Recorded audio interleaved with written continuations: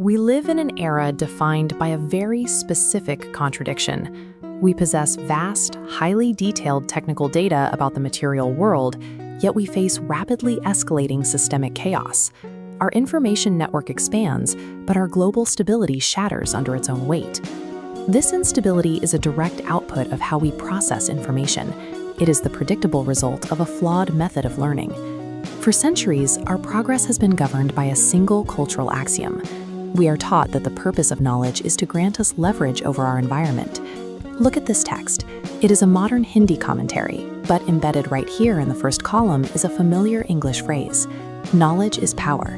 The author explicitly calls out this Western idiom to pinpoint a global philosophical crisis. That phrase represents a strictly utilitarian worldview. It treats learning as an extraction tool. You acquire facts to build better technology, to control resources, to assert dominance. The data serves external ambition, not internal refinement. But treating knowledge merely as a metric of power miscalculates what actual comprehension is supposed to achieve. It equates capability with wisdom. The document we are looking at is a specialized commentary on a classical text called the Yoga Vasistha. It offers a rigorous, competing analytical framework for how we measure human advancement. Modern epistemology has successfully mastered the mechanics of matter. We can split atoms and sequence genomes, but we have failed to engineer a stable reality using those tools. This discrepancy requires us to reevaluate what we actually accept as a fact. The central thesis of this commentary is exact. Accumulating massive datasets, no matter how accurate they are in isolation, does not equate to arriving at the truth. The text defines the state using a specific term, Jnanabasa. It translates to the illusion of knowledge. This graph illustrates the mechanical reality of Jnanabasa. On the left, our accumulation of information accelerates on a smooth upward trajectory. On the right, our capacity to maintain systemic global stability tracks in the exact opposite direction. The two metrics are entirely divorced. Operating within this illusion grants you immense technological capability, but it strips away the underlying cognitive and ethical baseline required to manage it. You know how to build a system, but you lack the internal equilibrium to direct it. When you inject high-leverage power into an environment lacking a cognitive baseline, you guarantee destructive friction. Competing systems will inevitably collide because they have no shared principle to govern their interaction. Memorizing the mechanics of the universe without integrating the mind that observes it is not a triumph of education. It is an illusion that breeds systemic conflict. The Yoga Vasistha commentary does not reject modern science. Instead, it systematically catalogs our scientific disciplines to expose the structural limits of how we use them. Look at the numbered list in the first column of the text. The author explicitly targets distinct scientific domains. The first two listed are the physical sciences and the chemical sciences. Modernity compartmentalizes these disciplines. We treat physics, chemistry, and economics as isolated pillars of study, operating entirely independently of one another. A purely physical science operates in a closed loop. It can accurately answer how matter behaves under pressure, but it contains no internal mechanism to evaluate why that matter should be manipulated in the first place. A purely chemical science functions exactly the same way. It optimizes reactions and yields, but it cannot calculate the resulting societal consequences of those reactions. The danger compounds over time. As these isolated domains become highly advanced, they generate enormous leverage. Without coordination, their capacity to disrupt the environment multiplies exponentially. Because there is no unifying metastructure connecting them, these isolated advancements frequently cancel each other out. An innovation in industrial chemistry creates a crisis in environmental biology. Without a higher-order philosophical principle to govern the application of these sciences, isolated technical breakthroughs turn into engines of global friction. The Vedantic epistemological correction is strict.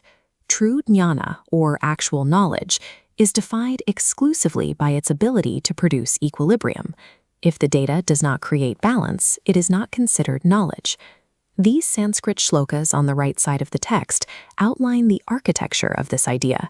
They lay out a clear structural argument tying the vastness of the macro-level world to the micro-level mind. The text argues that the state of the external world is nothing more than an aggregate. It is the sum total of the internal cognitive states of its individual actors. This introduces the pivotal concept of the framework, Atma Shanti, which translates directly to individual cognitive equilibrium or inner peace. Atma Shanti is not a spiritual metaphor. It operates as a central structural node required for organizing data correctly. Every piece of external data, chemistry, physics, economics, must route through this central cognitive node to be validated as true knowledge. The causal relationship is rigid.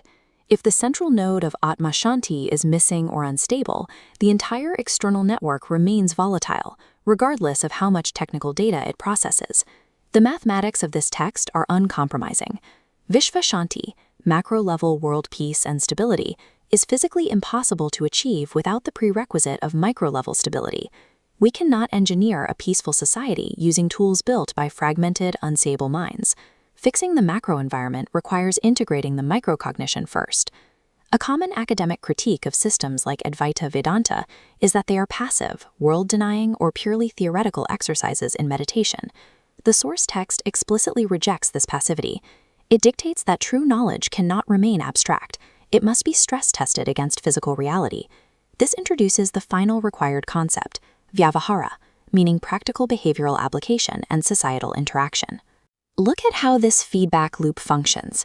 Achieving cognitive equilibrium, or Atma Shanti, is completely useless if it does not act as the logic gate dictating exactly how a person applies their scientific capability in the real world. This requirement transforms the Yoga Vasistha into an applied science. It functions as an operational manual for societal interaction, centering behavior as the primary metric of understanding. A mind that has integrated its internal logic uses the physical sciences to optimize human flourishing. It applies leverage to sustain the environment rather than exploit it for temporary gain. Under this paradigm, your mastery of facts is irrelevant on its own. True knowledge is measured strictly by how your internal equilibrium structurally dictates your external actions. Let's put the two epistemological models next to each other to see how they handle stress. The utilitarian knowledge is power model operates as a collection of disjointed facts. When systemic stress is introduced, the isolated pillars overload and structurally collapse. Without a central cognitive governor, external pressures always fracture isolated systems. Now watch the integrated Vedantic model face the exact same pressure. The central cognitive node pulses, distributing stress evenly across the network, maintaining architectural stability. Efficacy and progress cannot be measured merely by our ability to manipulate matter. Leverage without balance is self-destructive. As long as humanity operates under a fragmented illusion of knowledge, multiplying our data points while ignoring our internal equilibrium, global crises will remain mathematically unsolvable. The ultimate shift required by this text is straightforward. We must stop seeking technological solutions for epistemological failures. The author anchors this entire realization in the very title of the document. This was the primary intent from the first word. The title translates to inner peace, world peace. The commentary frames this as a structural formula, a rigid dependency where the second state is mechanically impossible without the first. Human progress depends less on mastering the external world and more on the internal cognitive equilibrium required to wield that mastery without systemic collapse. The greatest wisdom is to never stop asking why. The Wisdom Archive. Seek wisdom. Question everything.